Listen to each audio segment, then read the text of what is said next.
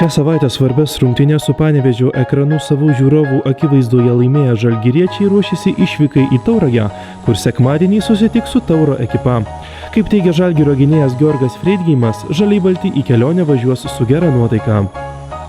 Laimėjom prieš vienus artimiausių persekiotojų, iš tikrųjų tik pozityvios nuotaikos, visi su teigiamom emocijom treniruojasi, smagut. Stengiamės mokytis iš kitų klaidų, kaip matėte, Sūduvai nebuvo iš tikrųjų stipri labai Sūduvos komanda. Po pertraukos tikrai žaidžia kokybišką futbolą ir kaip matėte, tenai sužaidė 3-3, prarado taškus ir stengsimės nekartoti jų klaidos, iš tikrųjų jokio atsipalaidavimo, manau, nebus, tiesiog nuo pačių pirmų minučių stengsimės įmušti kuo daugiau įvarčių, kad ramiai žaisti.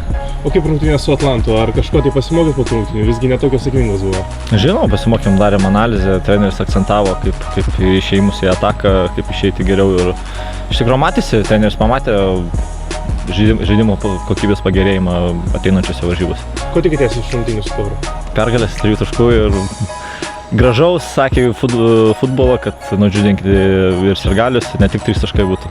Treneris minėjo, kad Tauras šiuo metu žaidžia visai neblogą žaidimą lyginant su anksčiau. Ar darėt kokias nors analizės jau, ar žiūrėjot, kaip įveikti Taurą? Dar nedarėm, dar darysim, bet iš tikrųjų visi vis tiek stebi A lygą per internetą ir kaip matėm, kad tikrai pagerėjo jų žaidimas, netgi prieš tą pačią Sūduvą 2 kartus žaidė, abu 2 kartus pirmavo ir iš tikrųjų tikrai buvo nelengvos Sūduvai varžybos. Šiaip netaip antram kėlyje išpešė pergalę, bet tikrai padarėm išvadas ir tikrai eisim rimtai nusiteikę. Po išvykos į Tauragę daug laiko poilsiauti žalgiriečiai neturės. Jau kitą trečiadienį Vilniečių lauks Lietuvos futbolo federacijos taurės varžybos Pajūryje su Klaipėdos Atlantu. Mačas Tauragėje tarp Tauro ir Žalgirio vyks 16 val.